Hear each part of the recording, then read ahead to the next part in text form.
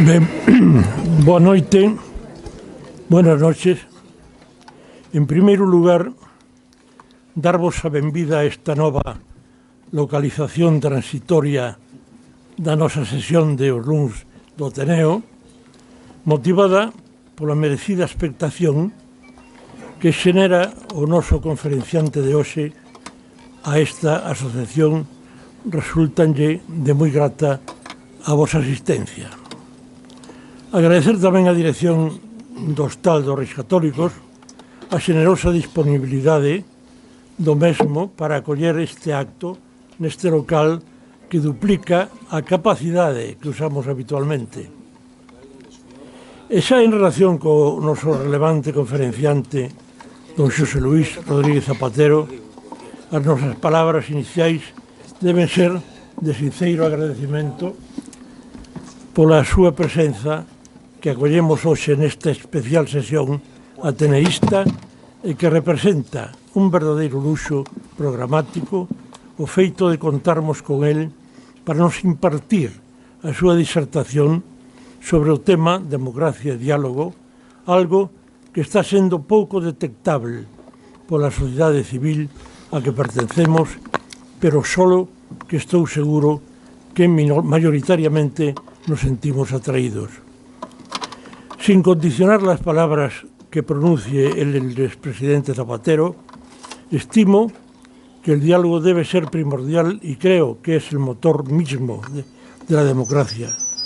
Los ciudadanos de a pie no concebimos un sistema democrático intolerante y hostil ante posturas antagónicas.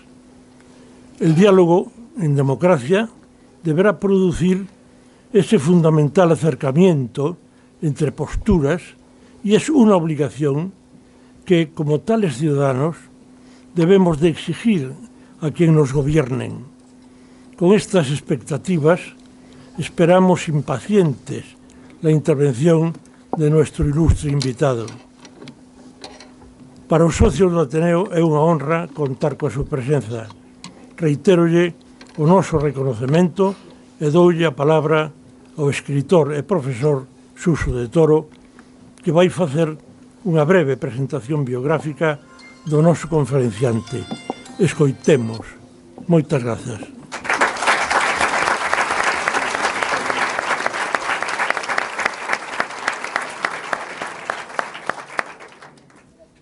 Boa tarde. Moitas grazas á directiva do Ateneo, ao presidente, á directiva, por conferirme, por darme esta honra de poder presentar a unha persoa que estimo, antes de nada, e que ademais admiro.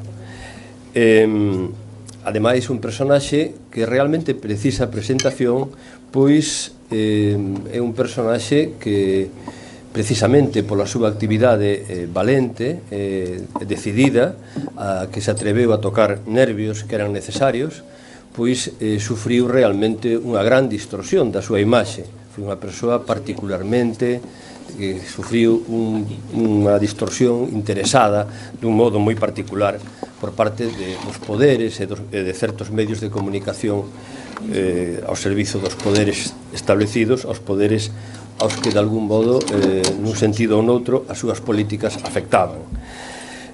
Conocí a José Luís Rodríguez Zapatero hace 16 años. En aquel momento él era una persona que acababa de llegar a la secretaría de un partido poderoso, uno de los partidos que sostienen el Estado, una verdadera máquina de poder, como es el Partido Socialista Obrero Español, y había conocido a otros políticos anteriormente y gobernantes, y para mí fue una sorpresa la persona que tenía delante, porque era completamente distinta de lo que era habitual. Era una persona completamente distinta porque tenía, además del empuje de la edad, tenía el carácter de una persona animosa, combativa, alegre y además tenía unas convicciones evidentes. Era claramente un idealista, una persona con convicciones, pero además tenía un acusado sentido práctico, lo cual es lo lógico y lo que esperamos y deseamos en un político que ejerce responsabilidades. Y a mí aquella combinación de idealismo, convicciones y energía, realmente me resultó fascinante, me encantó realmente. Pueden ustedes pensar que, igual que se me reprochó cuando hicimos un libro sobre él, es una geografía, y tendrán razón, pero en todo caso atribúyanla a mi ingenuidad y no a mi interés. Realmente creo que José Luis Rodríguez Zapatero es esa persona que conocí y que me pareció una persona encantadora y admirable y verdaderamente fascinante. Es un profesor adjunto de Derecho Constitucional, una persona que por lo tanto tiene una formación teórica para el trabajo que desempeñó, pero no se entiende la figura de José Luis Rodríguez Zapatero, que es un político con un origen distinto a los políticos, a otros políticos. No ha sido forjado, creado desde dentro del aparato de su partido en este caso, sino que de algún modo se forjó a sí mismo. Y se creó desde la periferia, desde una periferia territorial, pero también desde una periferia a los centros de poder. No se entiende la personalidad y el perfil del político que es, sin comprender que se forjó en una agrupación local, en una ciudad pequeña y en un lugar apartado de los centros de poder como es León, y que se forjó en el combate político dentro de la organización frente al aparato, defendiendo la posición de una organización local frente a las indicaciones y a los designios que llegaban desde arriba. Su presencia en el Comité Federal del Partido Socialista durante varios años era también en calidad de representación territorial de su lugar, de su tierra, de su lugar. Y esto también es interesante comprenderlo. Ese es su recorrido vital y político. Un político que luego, ya siendo diputado, trabajaba en Madrid y a continuación volvía de nuevo a su lugar, iba y venía, iba y venía. Y ese es el modo en que se fue forjando. Y también un político que hay una estampa que creo que lo retrata, y es el momento en que, tras ser procesados y condenados por delitos, varios delitos, y algunos de ellos relacionados con corrupción, de dos políticos importantes del Partido Socialista, como fueron el ministro Barrio Nuevo y el director general de Seguridad Vera, pues cuando el Comité Federal en pleno lo acompaña a la puerta, él no estaba entre los presentes. Y creo que eso es interesante para comprender cómo es un personaje que marca un límite entre la ética política y la práctica de la política. Creo que lo que lo define es ese carácter de alguien que se forjó a sí mismo desde su lugar, desde abajo. Es por lo tanto un periférico, un político que llega sobrevenido, inesperado, que causa sorpresa, que causa desconcierto, pero además es un político que desde el principio marca su territorio, marca su posición de independencia, de no tener tutelajes, de no ser tutelado, e incluso esto lo hace en relación con máquinas de poder que tradicionalmente apoyaban, colaboraban e incluso tutelaban al PSOE. Y eso le cuesta, ya desde un principio, despierta una animadversión. Una animadversión, una hostilidad que luego se fue ampliando. Realmente los enemigos, se puede decir que Rodríguez Zapatero tuvo tanto cariño de la gente, tanta confianza y expectativa de la gente, como enemistades en los poderes. Como gobernante tocó nervios fundamentales, como que se podrían resumir, yo lo resumo, aparte de otras medidas que efectivamente recordamos y agradecemos como ciudadanos, pero tocó nervios y en cosas importantes que afectaban a ciertos consensos que estaban ocultos tanto en el origen de la transición como en la base de la Constitución vigente. Yo entiendo que él intentó estirar al máximo las posibilidades del orden democrático y de la Constitución. Creo que hay tres puntos que fueron los que marcaron donde él tocó nervio y generó respuestas muy fuertes. Uno de ellos fue la idea de la España plural, el reconocimiento de las nacionalidades, de las naciones sin Estado en el interior, es decir, el diálogo interior, no solo entre ciudadanos y ciudadanas, sino también el reconocimiento del diálogo nacional interno dentro del Estado español. Otro punto creo que fue la ley de memoria histórica, la ley llamada así de memoria histórica, la ley de reparación, tal, que creo que fue valiente, delicada, audaz y efectivamente fue contestada en su momento y fue realmente bloqueada por todos los medios. Tuvo cantidad de resistencias para impedir que pudiese ser realizada plenamente.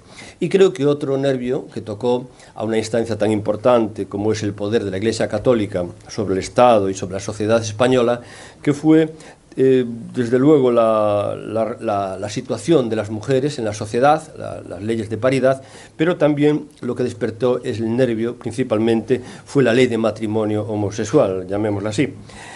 Creo que todo esto, junto con medidas sociales y económicas, fue lo que creó una situación en que él era una persona querida por la sociedad. Se puede decir que al político Rodríguez Zapatero era alguien que, como esos artistas de rock que se echan sobre la multitud y los fans lo acogen y lo levantan, pues de algún modo él descansaba en el afecto de la gente, reiteradamente, que le dieron su confianza, pero al mismo tiempo tenía, igual que había una corriente que él ayudó a crear, que lo apoyaba en superficie de avance, debajo había corrientes profundas de retroceso. Cuando se desencadenó la crisis en Wall Street, que se extendió al mundo, a la banca alemana y a todo el sistema financiero europeo, esto unido a las características de la economía española, siempre dependientes del ladrillo, pero particularmente desde la ley del suelo que había creado Aznar y que había desembocado, que había generado la llamada burbuja inmobiliaria. Cuando estalla la crisis, en aquel momento es un momento de inflexión en todo el mundo, sobre todo en Europa, y hay que recordar que en aquel momento Grecia prácticamente desapareció como Estado y que un Estado tan fuerte y mejor dicho, una economía tan fuerte como es la italiana, el Estado italiano fue intervenido realmente desde el Banco Central Europeo, se apartó al presidente y se le impuso un presidente. En este contexto fue donde el que le tocó a nuestro hombre aquí, y fue un contexto realmente duro que, junto con todas las reservas y junto con los planes que existían por parte de los poderes económicos para hacer en el futuro, hicieron que prácticamente llevasen en hombros a la Moncloa, al que fue luego a continuación presidente del gobierno. En todo caso, el diálogo, el reconocimiento de los demás, su fe en que España podía ser una sociedad democrática y que el Estado podía dar de sí y permitirlo, pues es lo que lo movió, es lo que lo movió desde el punto de vista político e ideológico, esa confianza. Y también, para entender su figura, hay que entender que es alguien con convicciones, con una firmeza y una militancia democrática real, muy dura, muy inflexible cara a sí mismo, pero también hay que comprender que es un político que acepta los límites del Estado existente. Para entender la figura y los límites de José Luis Rodríguez Zapatero, creo que hay que entender esta tensión entre sus ideales, sus convicciones, absolutamente democráticas, radicalmente democráticas incluso, y los límites aceptados por él de moverse dentro de este Estado. Es un político, por lo tanto, que creo que he definido, presidente, tu marco. No sé si tu figura, porque no pero creo que tu marco político y donde has intentado realizar tu utopía política, ¿no? Tus ilusiones y todo eso, ¿no? Creo que ahí has intentado practicar el diálogo y el diálogo interno dentro de más o menos de ese marco. No sé si me quedó algo. ¿Se me quedó algo? No, perfecto. Está perfecto. Muchas gracias, Jesús.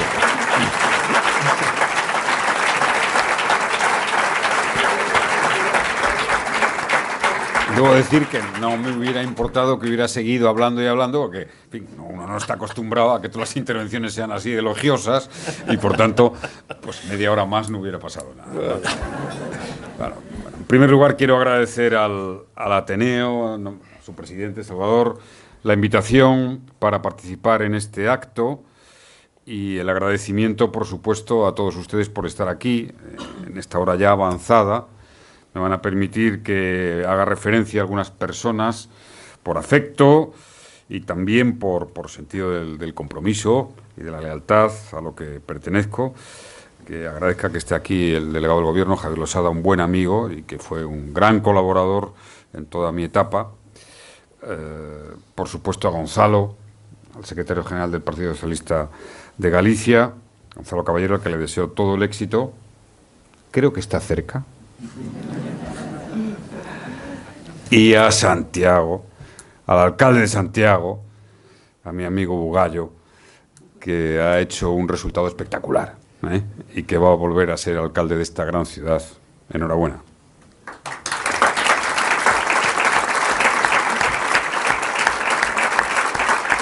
Debo decir que con esta tierra y con Santiago me une también algún compromiso y alguna vinculación familiar. Tengo ahí al fondo parte de mi familia, mis primos carnales, y, en fin, que me invitaban a ir los veranos a Portosón. Tengo grandes recuerdos y, claro, no hay un leonés que no admire Galicia. Así me gusta. No hay un leonés que no admire Galicia. No hay ningún leonés que, habiendo estado parte de su tiempo en el Bierzo, no sienta lo que es sentir Galicia y sentirse gallego. O sea, nosotros tenemos esa capacidad de comprensión y de admiración a lo que representa esta tierra y a lo que sin duda es una identidad inequívoca, profunda, de raíces, que son las auténticas, de raíces, como es la identidad gallega, como es su lengua, como es su cultura, como es su patrimonio. A mí no me produce ningún sarpullido, sino al revés. Me produce admiración que lo quieran, que lo respeten, que lo valoren y que lo defiendan. Así se fala. Esa es la realidad. Y siempre me he sentido un español más grande, un español más profundo, al saber que en mi país existe el gallego, el catalán, el euskera, que existen diversas identidades y diversas culturas. Siempre me he sentido un español con más fuerza. Me he sentido un español más rico. Y que en mi experiencia política, en el orden internacional y en la comunidad de naciones, aquellas naciones que más autoestima tienen son las que se reconocen mejor como son. Reconocerse como son. Y nosotros tenemos que reconocer cómo somos. Y somos de una manera diversa, históricamente plural, y por supuesto no hay nada mejor que aprender a convivir siendo diversos. Es la mejor manera de aprender a convivir. La mejor manera. No se extrañen, pues, que en mi intervención haga alguna referencia al significado y al sentido último del diálogo como la esencia de la política. Por supuesto, de la política democrática. Podemos hablar de otra en la España democrática. Esencia que me lleva también y me invita a permitir que tengamos un diálogo. Que estaría bueno que en una conferencia sobre el diálogo político fuera un acto unilateral y que solo hablara uno. No. Quiero que tengamos un diálogo sobre el diálogo, como esencia de la política. Hay algún principio en lo que representa, en lo que supone la política, que deben ser principios que estén muy asentados, convicciones muy firmes, sobre las que uno no puede dudar, sobre las que una sociedad debe tener buenos fundamentos, debe tener una buena cultura que además se logra fundamentalmente a través del diálogo.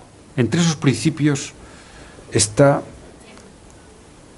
uno que quedó afirmado en una de las primeras constituciones de la historia, de las más avanzadas, la Constitución de Pensilvania, del Estado de Pensilvania, dentro de los Estados Unidos, que fue muy poco anterior a la Constitución Federal de los Estados Unidos.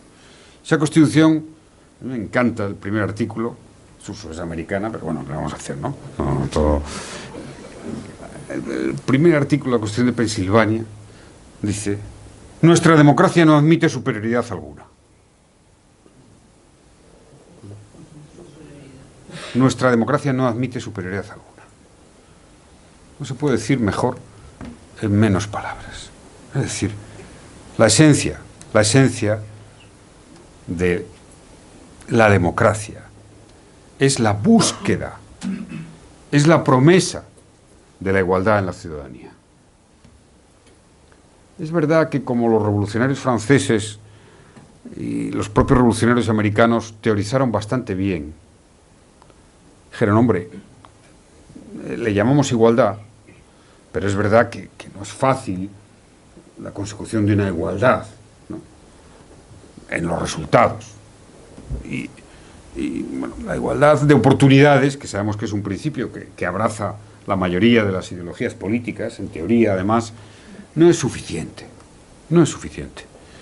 Y para ello, bueno, pues se construye un postulado que a mí me parece muy atractivo, que es la idea, hombre, vamos a hacer una sociedad de semejantes, dicen los textos más depurados de los revolucionarios franceses, una sociedad de semejantes. Por eso, y de los colonos revolucionarios norteamericanos. Por eso hay una primera etapa de la Revolución Americana, paradójicamente, y es muy atractivo profundizar en eso, en la que está mal visto ser rico en Estados Unidos. Claro. En los Estados Unidos nacientes. Está mal visto ser muy rico. Y estar mal visto esas diferencias que comprometen a una sociedad de una manera muy clara. Bueno, pues ese principio de búsqueda de la igualdad, ese principio de búsqueda de la igualdad, de la promesa equitativa que funda o se funda en la democracia, tiene unas raíces clarísimamente de origen del pensamiento republicano, del pensamiento republicano democrático. No ya de las ideologías llamadas o derivadas del marxismo, socialistas, no, el pensamiento republicano, democrático, republicano. En el contexto del pensamiento democrático republicano, la cultura fundamental que defiende, que promete, que trabaja, que forja, que elabora el pensamiento tradicional republicano, que influye enormemente en el Partido Socialista Obrero Español, no solo por la época de la Segunda República, sino incluso por muchos de sus pensadores anteriores y posteriores, la aproximación más enriquecedora es una buena concepción de la democracia. Una buena concepción de la democracia. Tanto es así que siempre, esto es una licencia que me permito, porque casi es un poco provocadora, siempre he pensado que en nuestra familia política, en nuestra familia ideológica, quizá deberíamos ser un partido demócrata social. Y en vez de ser socialdemocracia, apostar por la democracia social. Creo que antecede una buena concepción de la democracia, una buena concepción de los principios democráticos, principios para la sociedad, principios para el ejercicio del poder, principios para la relación entre poder y sociedad, principios para el establecimiento de las instituciones, una buena concepción democrática. Y dentro de esa buena concepción democrática, el principio de los principios es la actitud de diálogo. Cuando el diálogo preside los programas políticos, cuando el diálogo preside la educación en la escuela, cuando el diálogo es la forma natural de mostrarse el poder en una sociedad, cuando el diálogo es la convocatoria a través de la cual se resuelven y se dirimen las diferencias, estamos poniendo sólidamente las bases para una democracia más perfecta, para una democracia más avanzada. Ese diálogo supone la primera condición para la paz civil, la estabilidad cívica, la reducción del conflicto. Y en esto me sumo a un pensador, a un escritor recientemente fallecido, que es quizá de las voces contemporáneas que mejor ha hablado y ha escrito y ha reflexionado sobre la paz, el odio, el fanatismo, la violencia, Amos Oz, escritor judío, israelí. Amos Oz dice, no, el problema no es la violencia, el problema es la agresividad, porque es la agresividad la que antecede a la violencia. Y cuando una sociedad se expresa con agresividad, cuando sus líderes, sus representantes políticos, sociales, académicos, institucionales, intelectuales, se expresa con agresividad, se está forjando la violencia. En los diversos tipos de manifestación que la violencia puede tener. ¿Cuál es la agresividad? ¿Cuál es el síntoma en el que se identifica la agresividad? En el desprecio. En el desprecio. Esa palabra que es nítida en castellano. Que es nítida.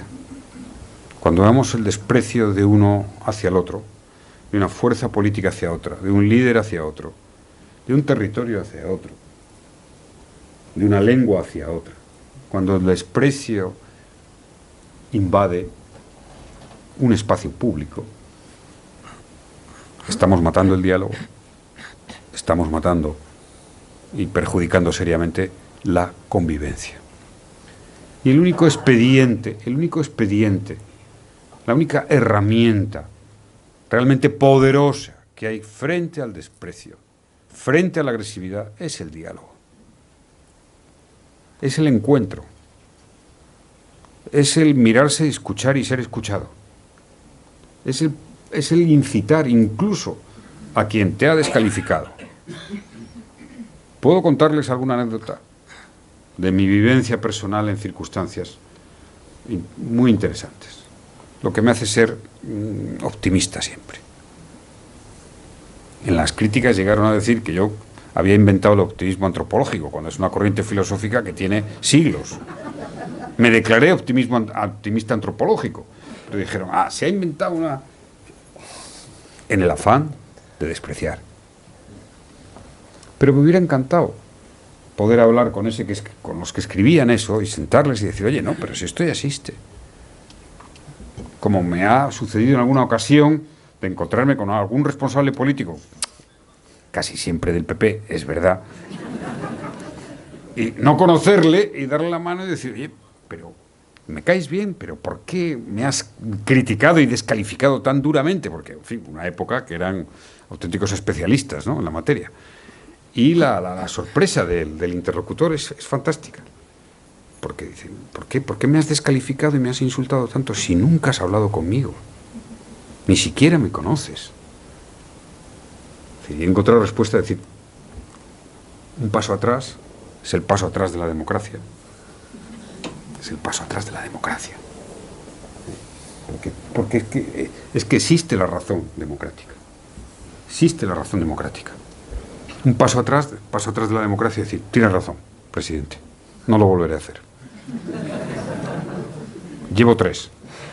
Puedo dar los nombres, pero bueno, algunos han caído en desgracia o algunas, y no quiero ser poco elegante, pero esta es la fuerza que tiene el diálogo. Por eso me parece que es fundamental que inundemos la conversación política de palabras amables, respetuosas. Que inundemos la conversación política y la opinión sobre la conversación política y la acción política de incitaciones al encuentro. No se pueden imaginar lo que supone la fuerza del diálogo. Que el diálogo es una de las vías para vencer los prejuicios. Saben que todo el proceso de maduración personal, intelectual, vital, incluso de maduración de un país y de una democracia, nosotros todavía somos una democracia joven, es superar prejuicios, acabar con las barreras que tienen los prejuicios. Y eso se logra siempre con 3 verbos que son clarísimos: leer, dialogar y viajar. Leer, dialogar y viajar. Una persona que lee, una persona que escucha y una persona que viaja tiene todas las condiciones para ser un buen demócrata. Escuchar es uno de los ejercicios más enriquecedores. Fíjense, cada uno tenemos nuestras ideas en democracia. Yo no pienso lo mismo que Suso. No. Aunque le admiro mucho porque habla muy bien de mí, entre otras cosas, ¿no? Pero no pienso lo mismo que él sobre España. Y sin embargo, siempre que hablamos sobre este tema, procuro ponerme en su piel, que es la única manera de dialogar de verdad. No se trata de respetar lo que piensa, no. Dialogar es algo más.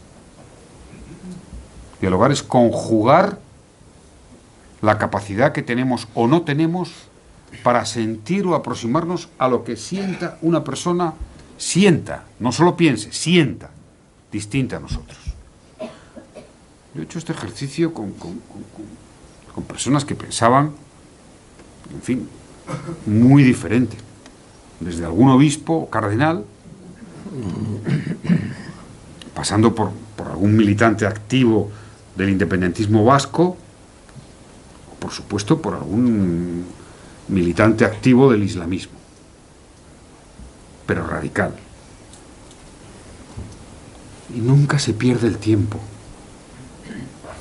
Esa es la lección. Nunca se pierde el tiempo. Fíjese, yo siempre, las 3 veces que me reuní con el Papa anterior, con Benedicto XVI, las 3 hablamos de la ley del matrimonio homosexual. ¿No? ¿Es verdad? Bueno, se ha dicho todas las leyes que fueron más contestadas, pero la que más me contestaron fue la ley de matrimonio homosexual.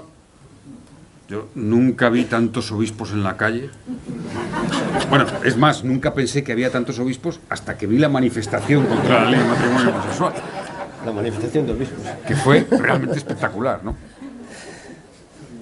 Pero fíjense que cuando hay el diálogo democrático y la razón democrática, hay una razón democrática.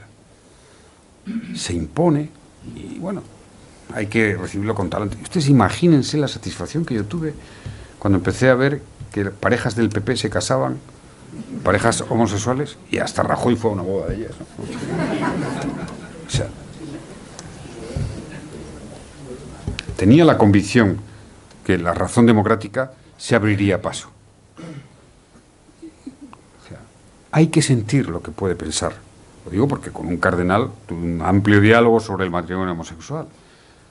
Y le dije, cardenal, yo tenía ese compromiso en el programa electoral, de aprobar un matrimonio para las personas del mismo sexo con todos los derechos. Estaba convencidísimo. Pero antes de redactar el programa y que la palabra matrimonio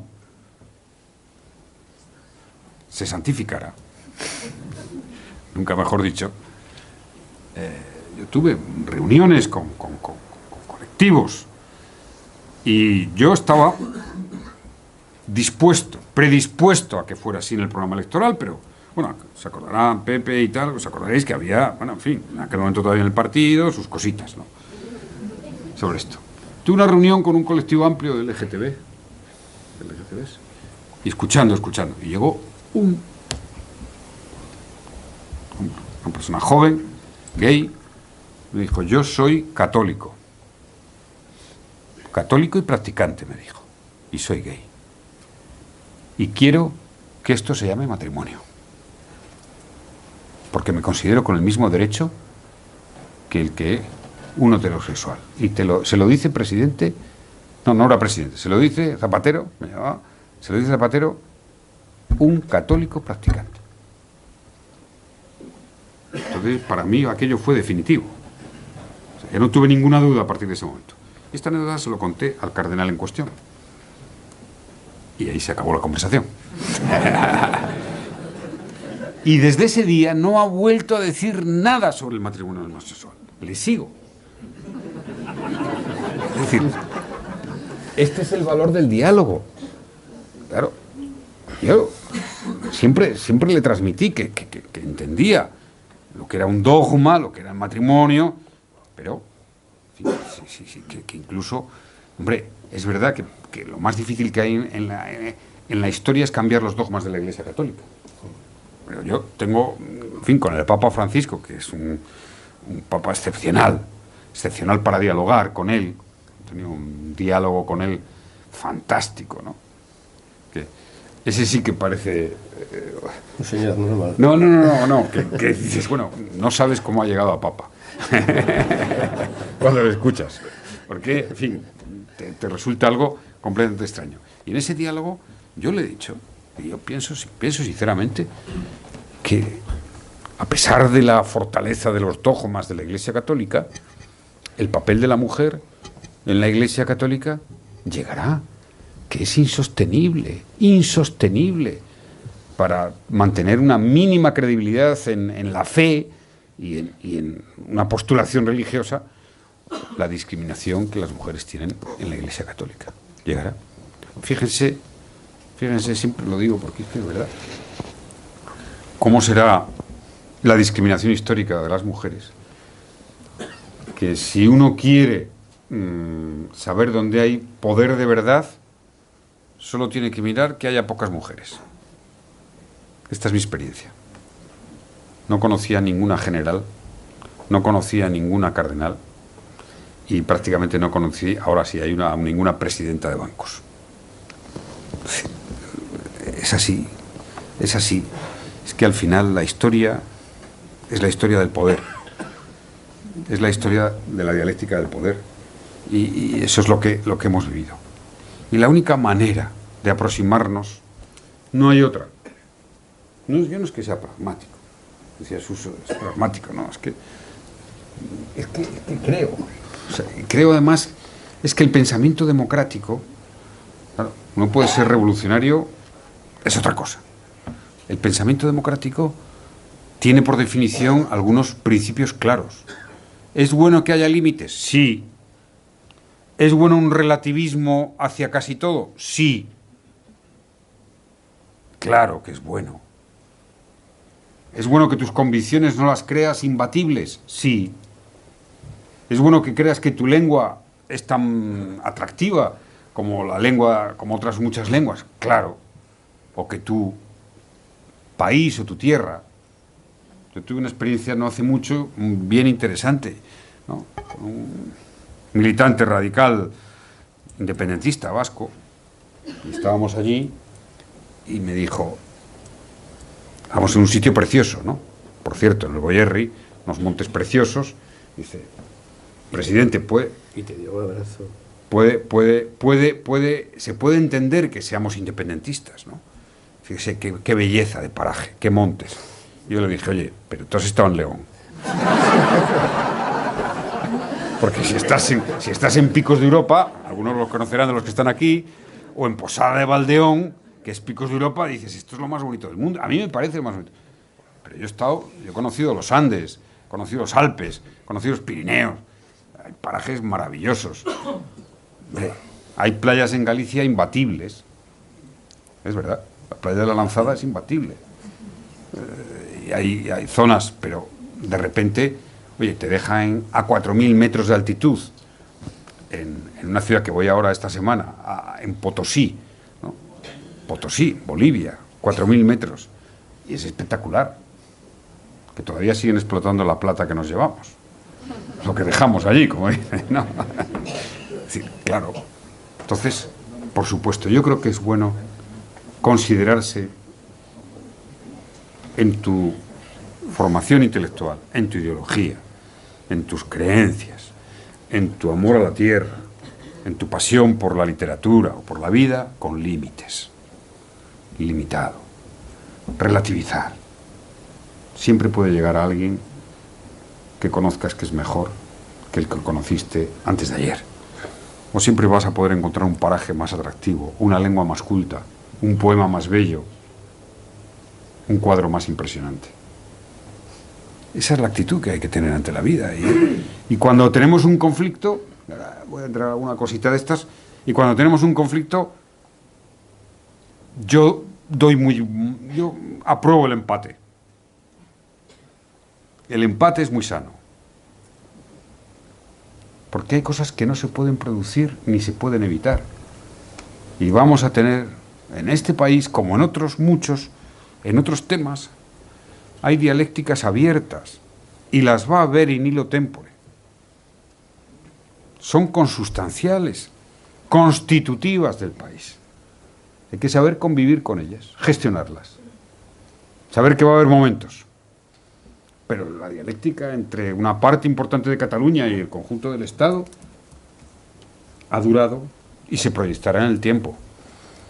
Y ojalá admitamos por una parte y la otra el empate. Hay que firmarlo. Y para eso hay que dedicar horas a dialogar. Hay que dedicar horas a dialogar. Y a erradicar el desprecio. El desprecio, el desprecio de aquellos que manifiestan ese desprecio por la idea independentista. Desprecio por lo que significa el catalán o Cataluña. Hay que erradicar ese desprecio. Y por supuesto, hay que erradicar el desprecio por España, que tienen algunos independentistas, que lo tienen.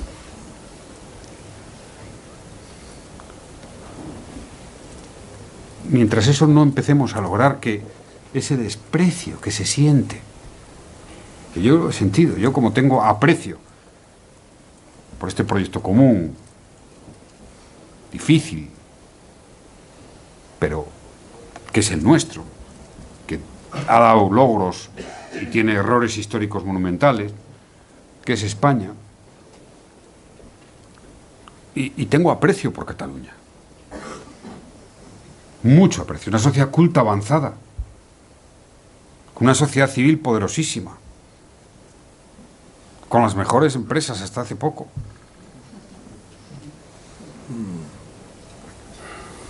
Con una vocación europeísta inequívoca, y con una lengua culta, que yo la siento, no la hablo lamentablemente, pero a mí me gusta.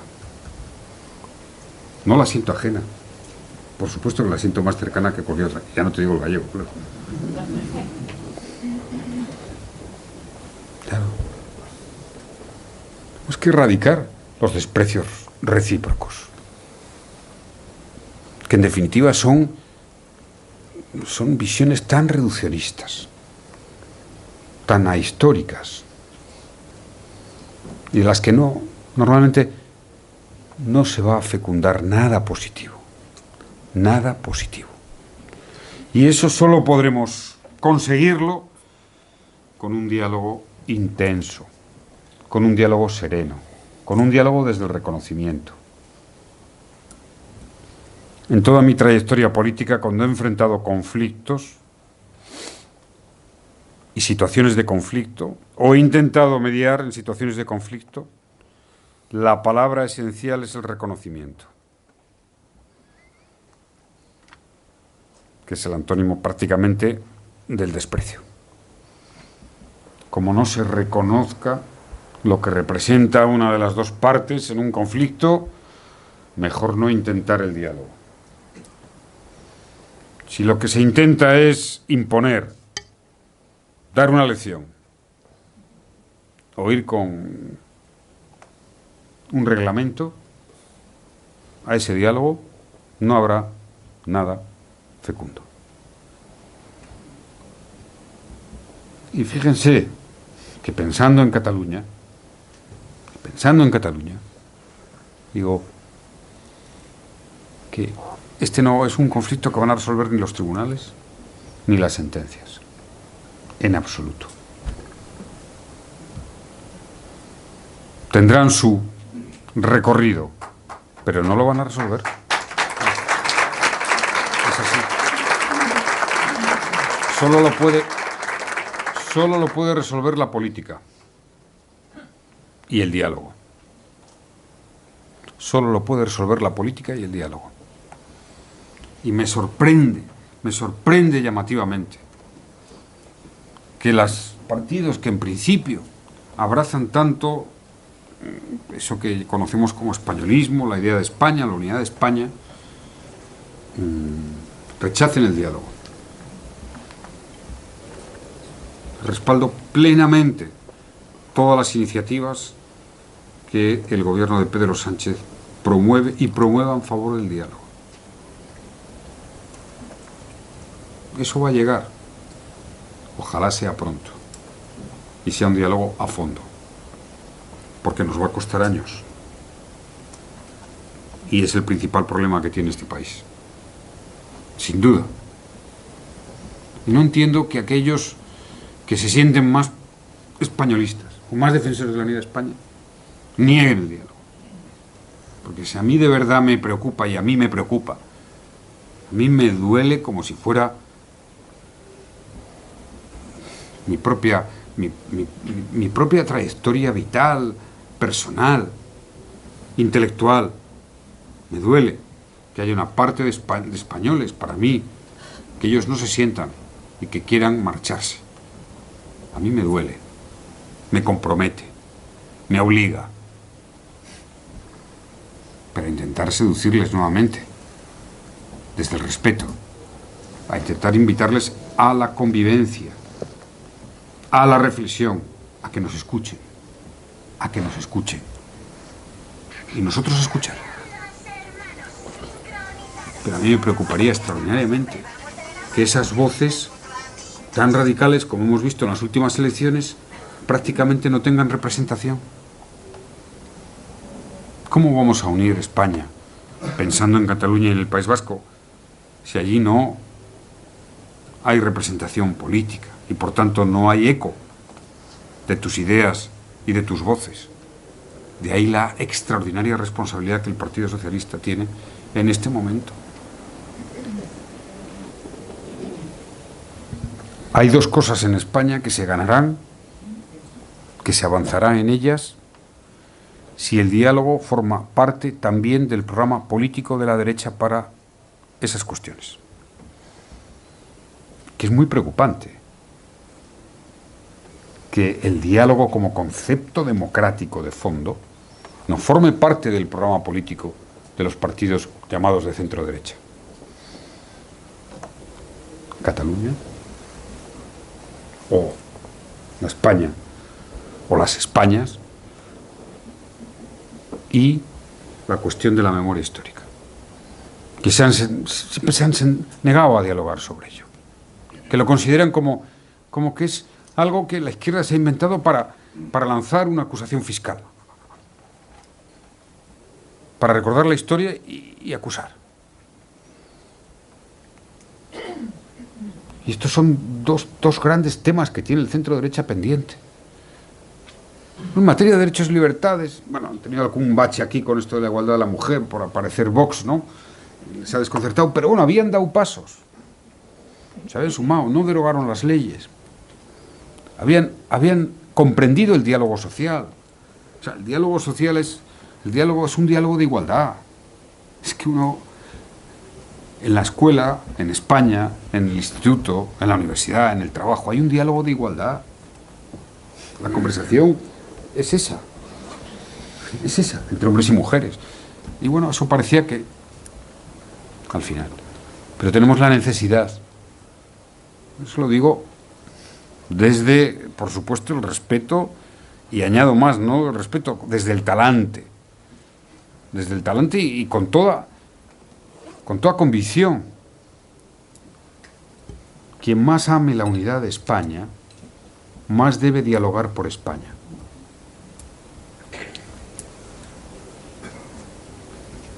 Esa es la verdad.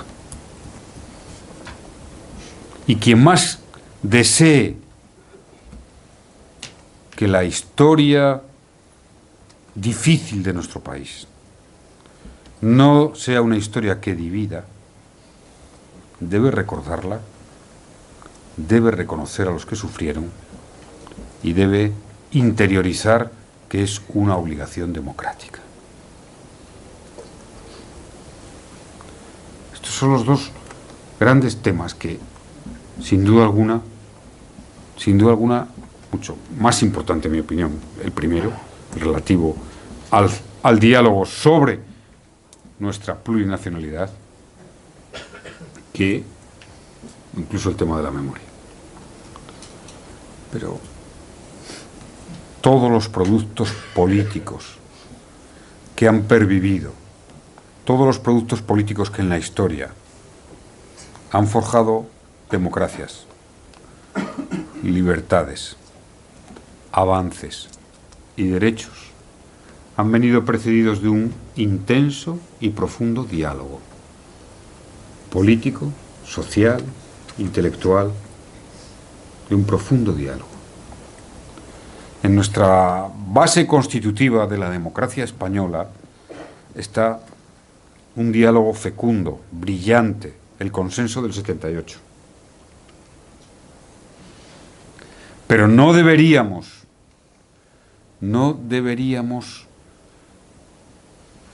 pensar que la vacuna dura 40 años y que ese consenso y ese diálogo que demostraron las grandes fuerzas políticas garantiza nuestra inmunidad hacia riesgos. No lo deberíamos pensar. Y en esta España democrática, renovada, moderna, muy avanzada en muchos temas, ¿quién lo diría? Tenemos la obligación de refundar el diálogo constitutivo de nuestra diversidad, de las Españas. Tenemos la obligación de fundar ese diálogo constitutivo. Ese diálogo exigirá reformas, sí, reformas por parte de los demócratas que, atendiendo al principio democrático de saber escuchar y de dialogar, debemos entender que hay una aspiración mayor en Cataluña, distinta. No hablo cuantitativamente, hablo cualitativamente. Una aspiración cualitativamente distinta y hay que reconocerla, tratarla, dialogar sobre ella, proponer reformas, ser creativos, innovadores. La política democrática es la política de las reformas. Lo más contrario a la democracia es el conservadurismo y no cambiar las cosas. La democracia es siempre una promesa abierta. Claro, lo vemos, vamos conquistando derechos, libertades nuevas. Siempre una promesa abierta. También lo debe ser en nuestra manera de articular la convivencia entre identidades. Una promesa abierta. Yo soy partidario de las reformas, de la iniciativa. Es más, tengo ideas al respecto, pero no es este el momento de exponerlas, claro. Y digo, ¿y los independentistas? Deben sentarse a esa mesa, conscientes de una cosa. No tienen una alternativa de nación política. ¿Por qué? ¿Por qué? Porque proponen una democracia liberal, porque proponen una democracia en Europa, porque proponen una democracia con derechos y libertades como la nuestra, porque no proponen nada alternativo, proponen un Estado confesional, ¿no? Esa teórica república sobre la que hemos leído. ¿Cuál es? O sea, eso no es una nación política, porque es lo mismo. Están proponiendo un modelo económico y social y de libertades, afortunadamente, y democrático y representativo, lo mismo. Si dijeran los independentistas, es que quieren salirse de Cataluña, es que están en contra del aborto, es que están en contra del matrimonio homosexual, es que quieren nacionalizar a la Caixa, es que, bueno, eso es un proyecto de país, ¿no? y de grandes valores distintos, sería otra discusión. Pero no hay un proyecto al revés, es un proyecto, vamos, perfectamente homologable. Por tanto, no hay ese elemento constitutivo que es decisivo. Porque si estamos hablando de un reconocimiento de diversidad, de singularidad, todo eso no solo cabe, sino que es deseable en un modelo federal o incluso el modelo constitucional actual con reformas importantes. En ese diálogo, los independentistas deben saber que el avance de la reforma supone el que tienen que dejar no su ideología independentista. Por supuesto, yo nunca le pediré a un independentista, ni a un marxista, ni a un neocomunista o a un evangélico que deje de ser. No. Pero diré que igual que todos renunciamos a parte de nuestro programa máximo, porque es la esencia de una convivencia democrática, ellos tienen que aparcar su acción independentista, no su ideología. Aparcar su acción independentista, que respetar las leyes. Respetar las leyes, la Constitución, los procedimientos. Porque lo más contrario al diálogo es cuando te instalas en una idea, en la idea de que el fin justifica los medios. Cuando te instalas en esa idea es cuando todo empieza a destrozarse. No, el fin no justifica los medios. Es más, los medios son el fin. El fin último de una convivencia es tener unas reglas pactadas, unos procedimientos, unos métodos. Porque si no respetas los medios, al final no va a haber ningún respeto. En consecuencia, todo lo que tenemos que afrontar dentro de un país sobre el que me manifiesto optimista, incluso en los momentos más difíciles. Tanto es así que formo parte de un grupo que nos denominamos optimistas anónimos. Es un grupo de WhatsApp, ¿no? Estos, ¿no? Sí. Es un remedio de los alcohólicos anónimos. Somos optimistas anónimos, porque hay veces que está la cosa tan mal que cualquiera hace un pronunciamiento optimista, lo hacemos solo entre nosotros. Fíjense si tendrá mérito que en ese grupo hay venezolanos. Y somos un grupo de optimistas anónimos.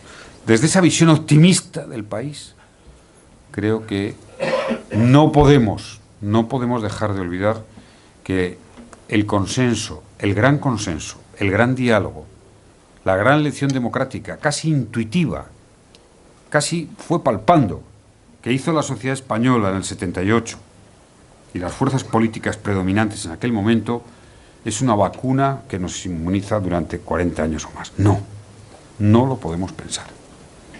Esta es la hora de afirmar los grandes valores del diálogo democrático.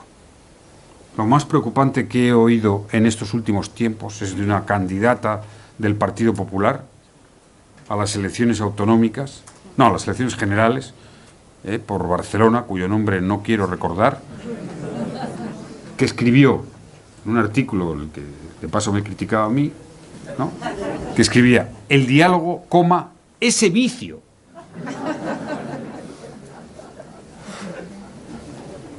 Es decir, la confrontación, esa virtud, ¿no?, el darse de palos, esa virtud.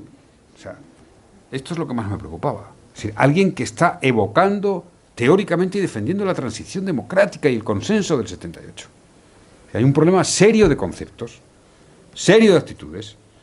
Suele ser un problema siempre pedagógico, intelectual. Tanto, sí, el diálogo. El diálogo es un fin en sí mismo, igual que los medios lo son. El día que la democracia fue capaz de construir esa arquitectura según la cual las reglas es lo que es inmutable, inmutable. O sea, porque todo lo demás puede cambiarse, pero las reglas no.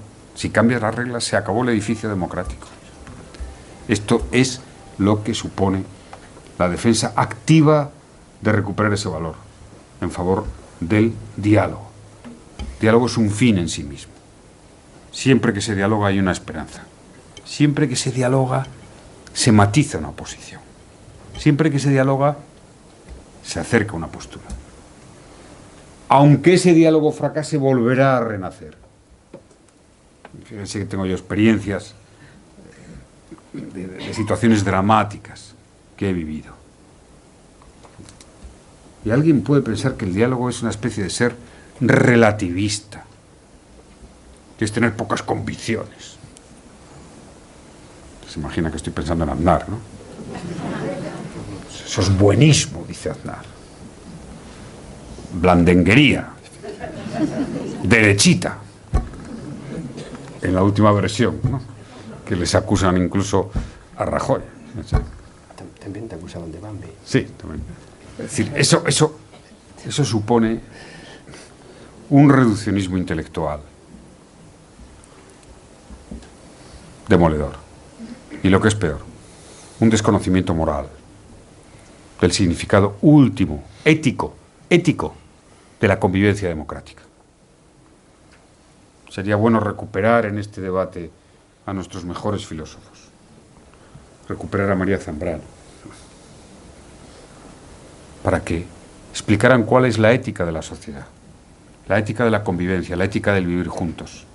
Es dialogar, respetar, reconocer, escuchar, no despreciar y fomentar los buenos valores. La democracia tiene que demostrar su superioridad moral, ya que tanto la amamos, ya que tanto la defendemos.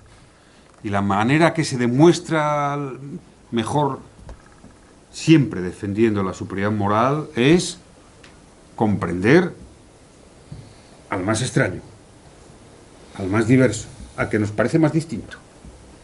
Comprenderle, sentirle en lo que piensa. Y por supuesto, siempre he pensado, y me ratifico en ello, que la mejor democracia es la democracia que trata mejor a sus minorías. Y eso solo se hace si se tiene la altura intelectual del diálogo y la fortaleza de la ética. Esperemos, deseemos que no solo el gobierno de Pedro Sánchez, sino el debate social, el debate ciudadano, empuje esa idea de reconstituir el diálogo como la gran herramienta, la más poderosa herramienta, de aislar el desprecio, de fomentar la diversidad, de sentirnos orgullosos de la riqueza en esa diversidad y que todas las fuerzas políticas, yo paso página ya. Suso ha hecho muchas referencias a mi etapa, yo no quería hablar nada de mi etapa, o muy poco, porque estoy con Ortega y Gasset en esto, no en otras cosas. La vida es siempre una acción que se ejecuta hacia adelante, decía Ortega. Alcalde, ¿ves? Ahí está. El alcalde de Santiago está pensando más en el mañana que en lo que hizo ayer. Y así debe ser. Esa es la democracia, una promesa abierta y de futuro. Hagámosla sólida. No nos ha acompañado la tradición históricamente. Es una desgracia. No tenemos clásicos pensadores de la democracia en España. Sí tenemos grandes pintores, grandes escultores, grandes arquitectos, por supuesto. No tenemos grandes clásicos pensadores de la democracia. La hicimos en el 78 brillantemente, pero casi a tientas, con esa intuición que nos caracteriza como pueblo, cuando nos dejan ser libres. Y ahora debemos refundar los grandes conceptos y valores para hacer que esa convivencia de la diversidad sea la convivencia de la España de los que amamos a España. No por un afán patriotero ni por bandera. Yo amo esta España porque es la que sé que permite eso. Democracia, libertad, matrimonio igualitario, mujeres cada día más en los centros de poder, como en el gobierno de Pedro Sánchez, que es donde más mujeres hay del mundo. Eso es lo que amo, ese proyecto de España, esa España. Y por supuesto, me interesa toda nuestra historia, porque siempre se aprende de lo que fue y de lo que queremos, para lo que queremos construir. O sea que les animo a que sean militantes del diálogo. Yo de militar solo militaría nuevamente, aunque mi única militancia en la vida será el Partido Socialista, con orgullo profundo, estos 140 años de militancia del Partido Socialista, pero si tuviera alguna militaría en el Partido de la Duda, como dijo Javier Fernández. Porque es bueno no radicalizarse en las convicciones, al revés, mostrarse abierto, escuchar de verdad, no como un expediente, no, escuchar de verdad a los que no piensan como tú. Es la mejor manera de enriquecerse y de construir. Y mi último deseo, Gonzalo, mucha suerte. Gracias.